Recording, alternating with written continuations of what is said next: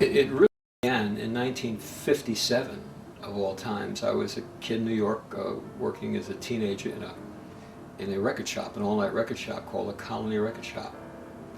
And it was a very exciting place, and it was always hustle and bustle and, you know, record stars and movie stars and what have you moving through, and theater-going audience. The West Side Story had recently opened there, and across the street at the Winter Garden. So there was always the, you know, if I worked at night, you had that whole crowd of people that would come in, and then the cast would come in afterwards. Larry Kurt, Carol Lawrence, Cheetah Rivera. Really exciting place. I loved it. And I'm about 17 years old, and one night in walks Bobby Darin. I don't know who he is. And then he hadn't happened yet. And right up to me, for whatever reason, and just said, hey, what's your name? He said, I'm Bobby Darin. What's your name? He said, are you selling our records? And I didn't know who he was. So I said, he said, let me show you something. And he walked around the counter. In those days, they had these little bins for 45 records. And he plucked out a record, put it on the plate, he says, listen to this. And it was $1 Million Baby, which he had recorded, I think, for Decca, you know, and was not a hit. And so I'm listening and thinking to myself that this guy reminds me of Jimmy Cagney. I mean, you know, he was like so all over the place. And he said, he played about 30 seconds of this record and said to me, would you do me a favor, Arthur? I said, sure, why not? He said, would you help me sell my record?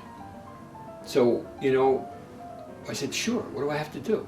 He says, well, every time a person comes in and asks for like an Elvis Presley record or a Fats Domino or something, see if they'll play this for them and see if they'll buy that. And I said, sure, of course. You know, it was very convincing. And we became friends. He was in Palookaville. He was nowhere. So this would have been roughly 9 months before Splish Splash. And he was older than me. Bobby, I think, was about 21 at the time, 21 or 22. And a few days later, I had heard, when I left, his last words to me were, he said, by the way, he says, can you do me one other favor? I said, sure, whatever you want. He said, where's the bathroom? And so I showed him to the bathroom, and then when he walked out, he turned around and looked at me and said, you promise you're going to help me, Arthur, right? And I said, I promise. I mean, So in the next couple of days, while I was walking around the record shop, I would hear people talking about somebody named Bobby Darin. There was a songwriter named Woody Harris, this tall guy with like a crew cut, flat top haircut. And they were saying things like, this guy's going to be the greatest talent of all time. And I'm saying, he's my new friend, you know? What do I know? So that spurred me on to ask people. They'd walk in and Montavani or you know, Teresa Brewer or something. How about Bobby Darin? You know, is that kind of thing. A couple of times I actually sold a record, sure, for him, and I thought that was great, you know, because I was helping a guy who asked me to help. What did I know? I was 17.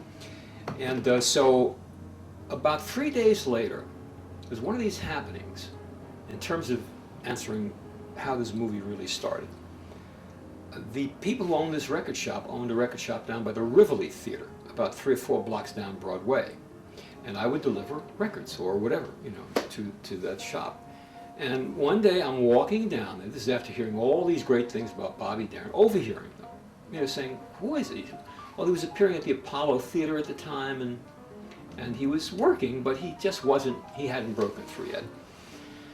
And as I'm walking down innocently, I take a look off to the left to where there was this other building in Tin Pan Alley. There was the Brill building on Broadway, and then there was this other building near Hanson's drugstore. And about 50 yards away, I see Bobby Darin standing there. And while he was talking to me, he kept touching my shoulder and my face and you know, patting me, and, you know, he was the ultimate salesman. And I see him doing the same thing to a guy in the street.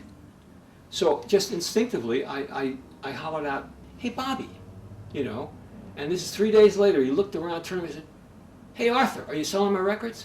You said, we kind of I got along, Bobby and I, you know, hung together. I was one of the little group, and we'd go to coffee and hang out at Hanson's. Hang out at Hanson's, and he told me at Hanson's one day that he had to make it fast.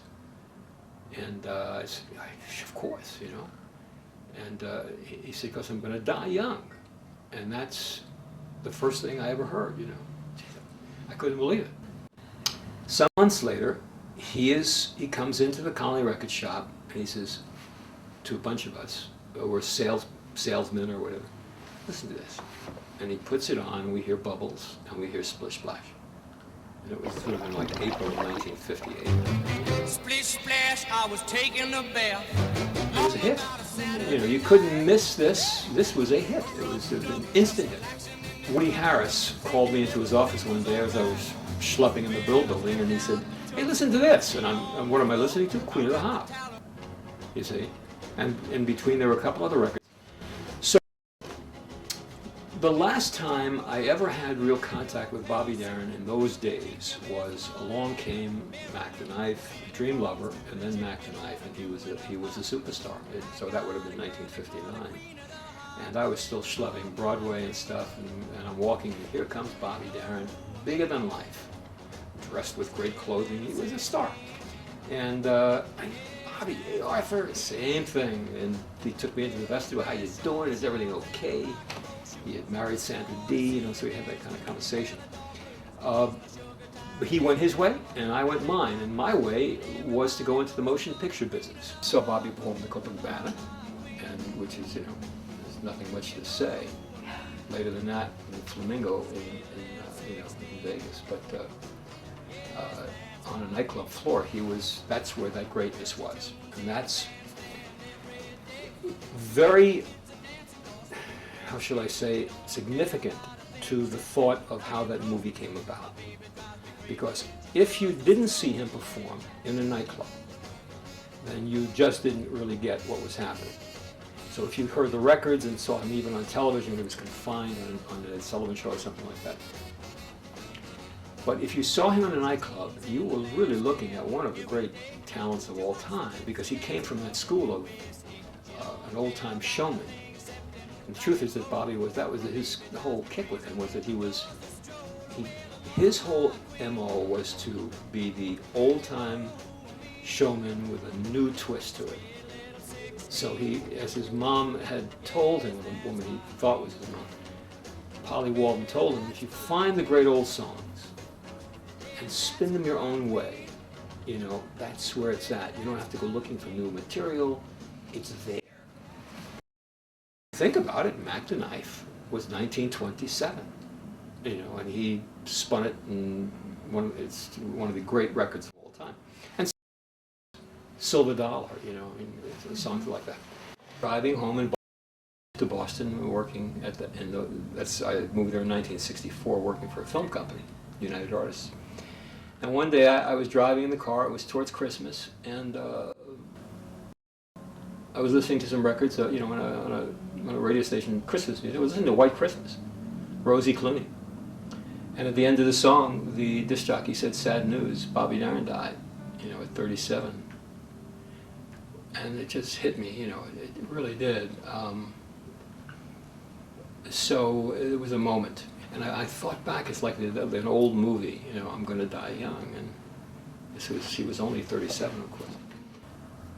One of the greatest movies ever made, that could ever be made, would be the story of Bobby Darin.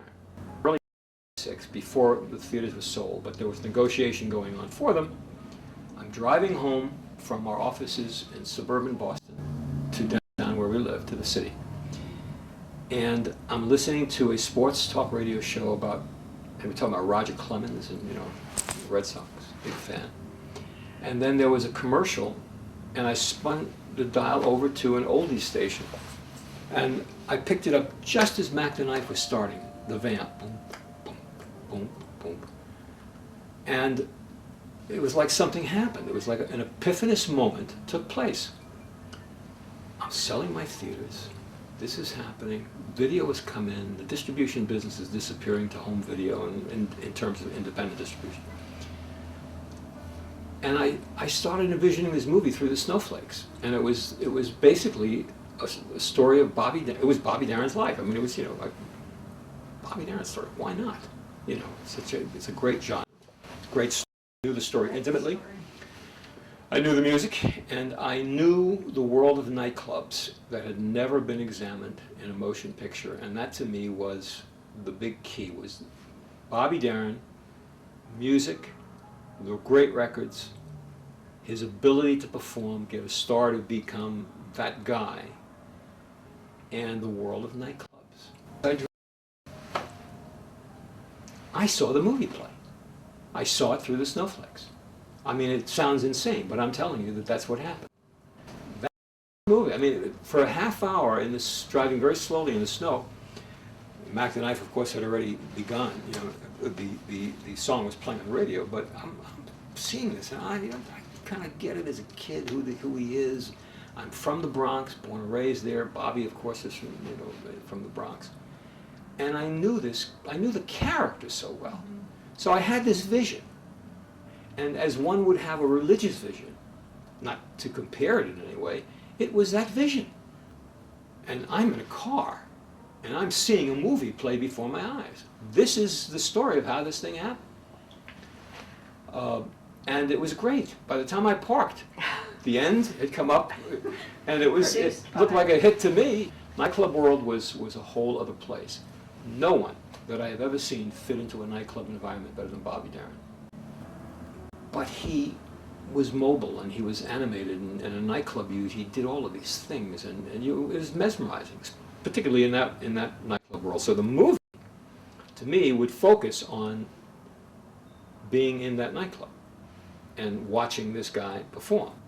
So anyway, I went in and sat down with Terry and with Mark and told them of this vision, of this is what this movie is. Obviously, there's got to be a script, and there's got to be all the things that happen, but this is why I think the Bobby Darin story, probably with Tom Cruise, this was 1987, Cruise was very hot and young and all that, but Bobby Darin had a charisma, and to see him, you had to understand what that was all about. Charisma is something that's owned by a select few. And whatever, it could be baseball, it could be science. I mean, Albert Einstein with the hair, it was charisma, you know. And Cruise had that going then, without question. It was 1987. So that was my idea. It was pretty simple. Here's a story, here's how we should tell it, here's who should be in it. It ain't going to be that expensive, really, when you think about it, because we're going to be interior for the most part. We'll tell the story in and out of these performances, you see. And those songs. That's how the movie got set up. It got set up at Warner Brothers to develop, and that began the history, and that would have been 1987. So, What happened? well, that's a long story, and there's a book that we're writing about this 18-year journey to when it became a movie, finally released. We found, in looking through Bobby's belongings that were left behind, we had a young man, a friend from Boston, who had come out here to become an editor. And I asked him to do me a favor. We needed someone to go through the belongings and search for something that might be special, or, you know, in terms of the film. And he called me one night back in Boston, because I was commuting in those days from Boston to LA. That he found there's a can of 16mm film that says Bobby Darin, Coconut Grove. Well, you know, Coconut Grove, Bobby Darin, he's in 1966. Well, if you recall my saying to you that the part of the inspiration for this movie was not only Bobby, but the world of nightclubs, Coconut Grove, Bobby Darin. One of the things, you know, that people should know is that today,